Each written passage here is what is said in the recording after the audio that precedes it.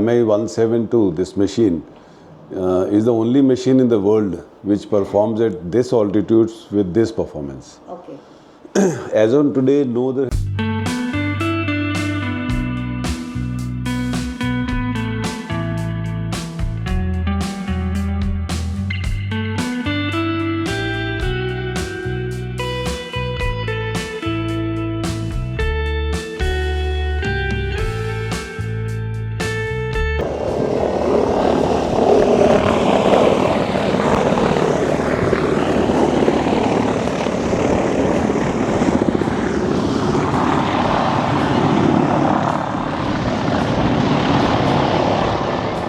जय मां गंगे, हर हर गंगे। Hello everyone, welcome back to OT expert.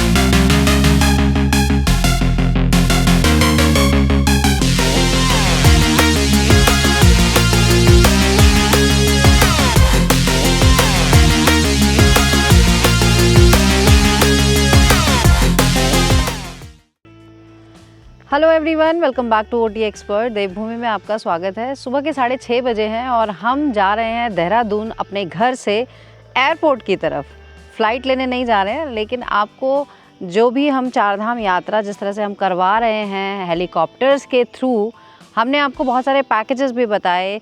2 धाम, 4 धाम, एक दिन में 3 नाइट 4 डेज़, 5 नाइट 6 डेज़, तो अलग अलग पैकेजेस हमने उसके बारे में आपको शुरू में बताया था। लेकिन अब धीरे धीरे, क्योंकि यात्रा जैसे अभी कह सकते हैं मिडिल में आ गई है, बहुत सारे एक्सपीरियंसेस हो चुके हैं गेस्ट के, तो मुझे लगा कि इस टाइम पर ये सही समय है कि हम गेस्ट से भी बात करें और जिस तरह से पूरी टीम इसको एग्जीक्यूट करती है उनसे भी बात करते हैं। तो अभी हम जॉली ग्रांट एयरपोर्ट जा रहे हैं और आज Mi-17, जिसमें कि एक दिन में दोनों धाम के दर्शन कराए जाते हैं। किस तरह से ये दर्शन किए जाते हैं, कितने बजे आपको पहुंचना होता है, क्या पूरा प्रोसीजर है, चलते हैं और बात करते हैं, फिर आपको बताते हैं।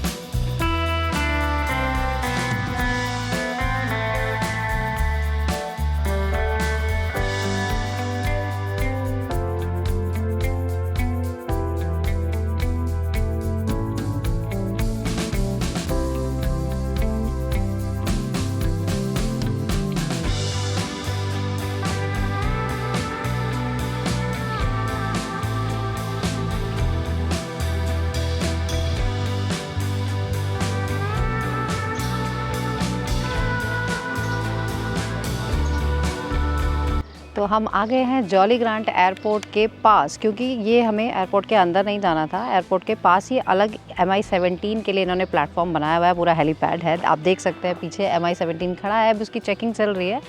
सेम टाइम पर यहाँ पर गेस्ट वेट कर रहे हैं और साथ में जो भी प्रोसेस होता है पूरा उनका वेट चेक करना, एंट्रीज़ करना, जितनी भी चीज़ें फॉर्मेलिटीज़ होती है वो सब कंप्लीट की जा रही हैं। इसीलिए गेस्ट को मिनिमम 1 से 1.5 घंटा पहले यहाँ पर रिपोर्टिंग टाइम दिया जाता है। तो यहाँ जितने भी लोग थे सब 6 बजे आ गए थे। अभी आई थिंक जो फ्लाइंग टाइम है 7:45 का है, तो अभी हमारे पास 45 मिनट्स हैं, 7 बजे हैं अभी। हम ज़रूर आपको भी अंदर से दिखाना चाहेंगे और हम खुद भी एक्साइटेड है। इवन टिया विदित आज सुबह जल्दी उठ गए थे और इन्होंने कहा हमें भी हेलीकॉप्टर देखना है 20 सीटर। तो चलिए अभी थोड़ी देर में वेट करने के लिए बोला है उन्होंने। पूरा इंस्पेक्शन होने के बाद फिर वो हमें जब वहाँ पर जाने देंगे तभी हम आपको दिखा पाएंगे और हम खुद भी देखेंगे।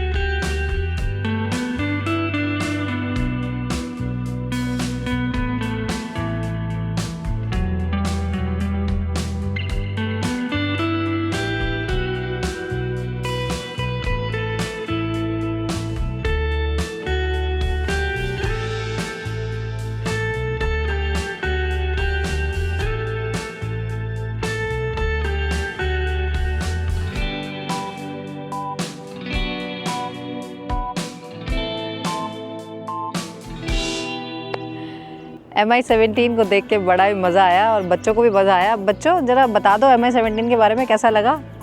कैसा लगा? अच्छा लगा। काफ़ी बड़ा है, मतलब मैं दूर से देखने पे भी छोटा लग रहा था, लेकिन जब बहुत पास में आया ना तो मज़ा आ गया देख के। अंदर की सीट्स भी कंफर्टेबल हैं, जैसे कि बसेस में भी होती हैं और बड़ी बड़ी सीट्स लगा रखी हैं, पुश बैक, तो वहाँ पे आप कंफर्टेबली बैठ सकते हैं। वैसे तो सिर्फ आधे घंटे की ही फ्लाइंग होती है। तो जैसा कि MI-17 का पैकेज भी जब हमने आपको इनिशियली बताया था, एक दिन में दोनों धाम आप दर्शन करके आते हैं। और अभी तक जितने भी हमारे गेस्ट दर्शन करके आए हैं, हमने सभी से फीडबैक लिया और सबने बहुत अच्छा फीडबैक दिया। सबने बताया कि बहुत ही स्मूथली इनके दर्शन हो गए हैं, क्योंकि इसमें आपके VIP दर्शन तो इंक्लूड होते ही हैं। डेली ये वेदर के ऊपर बहुत डिपेंड करता है कि आप पहले बद्रीनाथ जी जा रहे हैं या केदारनाथ जी जा रहे हैं। तो आज का जो पूरा इन्होंने प्लानिंग हमें बताया है, अभी ये पहले केदारनाथ धाम की तरफ जाएंगे। आधे घंटे की फ़्लाइट है, यहाँ से जाएंगे। अभी 7:45 पे डिपार्चर करेंगे और इन फ्लाइट ही आपको जो भी लाइट सा ब्रेकफास्ट होता है, सैंडविचेस हैं, जूस है, वो आपको प्रोवाइड कराया जाएगा। जब आप पहुंचते हैं बुरांश हेलीपैड, बुरांश हमने दिखाया भी हुआ है अपने वीडियोस में पहले, जिन लोगों ने देखा उनको पता है, गुप्तकाशी में है ये, वहाँ पर आपको लैंड कराया जाता है।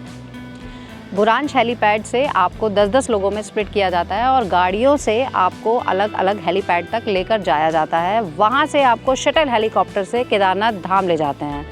हर जगह आपको ग्राउंड टीम मिलती है, बुरांश हेलीपैड पर भी, और जब आप लैंड करते हैं केदारनाथ धाम में, वहाँ पर भी आपको ग्राउंड स्टाफ मिलता है जो आपको पूरी हेल्प करता है मंदिर तक ले जाने में, क्योंकि 400 मीटर का डिस्टेंस है। वहाँ से आप पैदल जाते हैं, पोनी पालकी की भी फैसिलिटीज़ वहाँ पर आपको मिल जाती हैं। तो 400 मीटर बहुत ज़्यादा नहीं है, धीरे धीरे जाएंगे तो आपको चलते हुए आप सारी चीज़ें देखते हुए जाएंगे तो आपको और ज़्यादा मज़ा आएगा। शटल हेलीकॉप्टर का फ्लाइंग टाइम 8 to 10 मिनट्स के बीच का है, तो आप बहुत जल्दी पहुंच जाते हैं। वहां पर जाकर आप मंदिर तक पहुंचकर दर्शन कराते हैं, आपको VIP दर्शन होते हैं, तो आपको वहां भी ज़्यादा टाइम नहीं लगता है। तो इसी तरह से आप फिर वापस आते हैं, वापस से शटल हेलीकॉप्टर से फ्लाइंग होती है, लैंड करते हैं, गाड़ियों से वापस गुप्तकाशी बुरांश हेलीपैड तक आते हैं। तो ये पूरा जो प्रोसेस है, इस पूरे प्रोसेस में आपको 3 से 3.5 घंटे लगते हैं। तो तब तक लंच टाइम हो जाता है, बुरांश में ही आपको वहाँ लंच कराया जाता है और फिर वहाँ से फ्लाइंग होती है बद्रीनाथ धाम के लिए। उसका फ्लाइंग टाइम भी हाफ एन आवर का है। तो जब आप बद्रीनाथ धाम पहुँचते हैं, वहाँ से हेलीपैड से आपको मंदिर तक की दूरी 1.5-2 किलोमीटर है, तो वो आपको गाड़ियों से लाया जाता है। आधा किलोमीटर तो लगभग आप वहाँ भी मान के चलिए कि पैदल का डिस्टेंस है, तो आप धीरे धीरे वहाँ जा सकते हैं। और मंदिर में वही उसी तरह से VIP दर्शन करा के आपको वापस लाया जाता है। जब आप बद्रीनाथ धाम से वापस यहाँ जॉली ग्रांट के लिए फ़्लाई करते हैं, तो उसका फ्लाइंग टाइम ज़्यादा होता है, लगभग 1 घंटा। कभी कभी ये दूसरे तरीके से भी होता है कि पहले आपको बद्रीनाथ धाम ले जाया जाता है, फिर केदारनाथ धाम, और फिर शाम को मतलब 5-5:30 बजे तक आप समझ सकते हैं कि आप यहाँ वापस आ जाते हैं। देखिए गेस्ट आ गए हैं और I think everyone is excited. सब लोग पिक्चर्स क्लिक कर रहे हैं और अब बस बोर्डिंग होने वाला है इनका।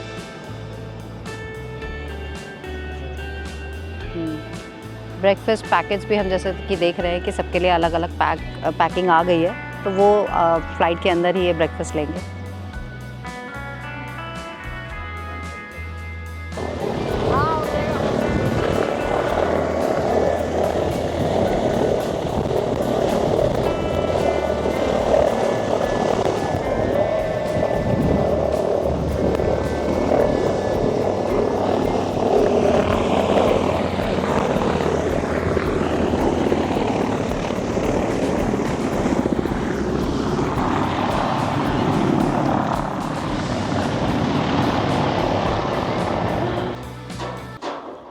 अभी इतना ब्यूटीफुल टेक ऑफ देखने के बाद हम लोग कैप्टन PK छाबरी जी से मिले हैं यहाँ पर, और हमें बहुत मुझे क्यूरियोसिटी है जानने के लिए कि सर को किस तरह के चैलेंजेस यहाँ पर देखने पड़ते हैं। Hi morning, I'm Captain PK Chhabri. Challenges though I would say are less because MI-172, this machine, is the only machine in the world which performs at this altitudes with this performance. Okay. As on today, no other helicopter can take so much of load at this altitude in the world, you can say. Right. So this is a Russian machine which has been designed specially for this task. Okay. To operate above 10,000 feet with carrying so much of load, and has been used in Air Force since decades, and all the Air Force tasks majorly are being done by Mi-172 only. Okay. And this is only one company in the civil other than Pavanans which has got Mi-172s which are known as Mi-17s, and we are using this for this yatra period. And this is the third year. This is the third year which we have been operating this machine here. Okay, and every day I think 20 persons you get easily. 20, we get an average of 19, 20, at times even 21, depending on But I weight. believe next year you want one more because this is in demand now. And more people want to come in a one day because it is a good journey in one day, smoothly. This helps out people to go in groups actually. Even they are in more in numbers, big families and big groups. They can all go together in this helicopter and do this yatra. So they prefer this machine more, and it's a double engine helicopter, which is slightly more safer than the other helicopters. It's not the other helicopters are not safer, they're also safer, but the only thing is ki you can go in big groups, and even with some minor problems you can come back to base without any issue. Right. So that is primarily this benefit of this machine, you can say. I think sir, this is going very well, like Do Dham. Why don't you think for Char Dham, like not in one day but maybe in 2 days? For Char Dham, the infrastructure is not available at Yamunotri basically. Right. So for this is a bigger helicopter which requires bigger helipads to land. So as of now, Gangotri can be added. Gangotri can be added. Harsal has got a bigger helipad.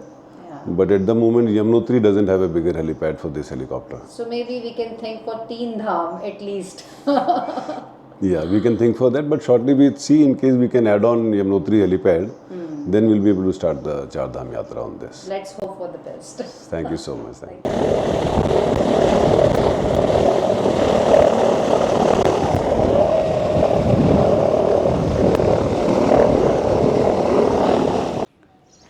Overall जिस तरह से ये जो journey कराई जा रही है अभी तक इस साल, इवन क्योंकि वेदर ने बहुत साथ दिया है, बहुत ज़्यादा ख़राब नहीं हुआ है, इसलिए सभी की यात्रा अच्छे से हो गई है। जनरली प्रॉब्लम तब आती है क्योंकि एक दिन में 2 धाम करने में आपको टाइम बहुत ही लिमिटेड मिलता है। उस समय पे अगर बीच में कहीं पे भी वेदर ख़राब हो गया तो उसमें प्रॉब्लम आ जाती है। कई बार ऐसा होता है कि आपके एक ही धाम के दर्शन हो पाते हैं, दूसरे धाम तक फ्लाइंग ही नहीं हो पाती ड्यू टू वेदर। तो इस तरह के चैलेंजेस भी आ जाते हैं। कई बार आपको नाइट स्टे भी वहाँ करना पड़ता है, उसका खर्चा फिर आपको खुद से देना पड़ता है। एक्सपेंस आदमी मैटर नहीं करता है, लेकिन कई बार फिर उसमें आपके पास उस तरह से आप कैरी नहीं करते हैं, अपना लगेज नहीं कैरी करते हैं, कपड़े नहीं होते हैं, उस तरह से वार्म क्लोथ्स चाहिए होते हैं। तो इन सब चीज़ों का हालांकि हम लोग बताते हैं कि आप सेफ़र साइड चले और कुछ ना कुछ इस तरह से वार्म क्लोथ्स अपने लेके चले। कई लोगों ने हमसे एडवाइस लेनी चाहिए कि हम यहाँ पर आसपास कहाँ रह सकते हैं। तो रहने के ऑप्शंस यहाँ पर क्योंकि कम हैं और बहुत ज़्यादा लग्जूरियस नहीं है, बट ठीक है, अच्छे ऑप्शंस हैं, नीट एंड क्लीन आपको मिल जाते हैं। कुछ ऑप्शंस हमने भी आपको दिखाए हैं। आप जिन्होंने वीडियोस नहीं देखी हैं, जो सारी वीडियोस नहीं देखते हैं, ये उनके लिए घाटा है। बट एटलीस्ट चलिए, जब आप हमें पूछेंगे तो हम ज़रूर बताएंगे कि क्या ऑप्शन आप यहाँ ले सकते हैं। कई लोगों ने क्या करते हैं कि या तो ऋषिकेश में बिल्कुल तपोवन में जाके वहाँ पे रूम ले लेते हैं, बुक करा लेते हैं, और कई लोग देहरादून के दूसरे कोने में जाके होटल बुक कर लेते हैं। तो इन चीज़ों को थोड़ा सा, क्योंकि उसमें क्या होता है, बहुत टाइम टेकिंग होता है, ट्रैफिक तो इस सीज़न में होता ही है। तो आपको यहाँ पहुँचने के लिए, अगर यहाँ 6 बजे पहुँचना है तो आपको 4 बजे 3:30 बजे उठ के रात को, और फिर वहाँ से आपको टाइमली निकलना पड़ता है। 1 घंटे का मार्जिन आपको लेके चलना पड़ता है। इट्स बेटर कि एक ही रात गुजारनी है, आसपास के होटल्स में आप स्टे करें तो वो आपके लिए ज़्यादा कन्वीनियंट रहता है। तो मुझे लगता है कि हमने जिस तरह से आपको पूरा अब काफ़ी चीज़ें क्लियर दिखा दी हैं, तो आपका माइंडसेट हो गया होगा कि अब आगे अगर आपको प्लान बनाना है सितंबर अक्टूबर की बुकिंग्स के लिए, तो आप हमें कांटेक्ट कर सकते हैं। जितनी जल्दी हमारे पास रिवाइज पैकेजेस आएंगे, हम आपकी यात्रा बुक कर लेंगे, सीट्स बुक कर लेंगे। हमारे जो गेस्ट यात्रा करके गए हैं, हमने उन्हें भी रिक्वेस्ट किया था कि फ़ीडबैक ज़रूर डाल दें गूगल पे, क्योंकि काफ़ी लोग फिर हमसे पूछते हैं कि आपने यात्रा कराई है, आप बताइए।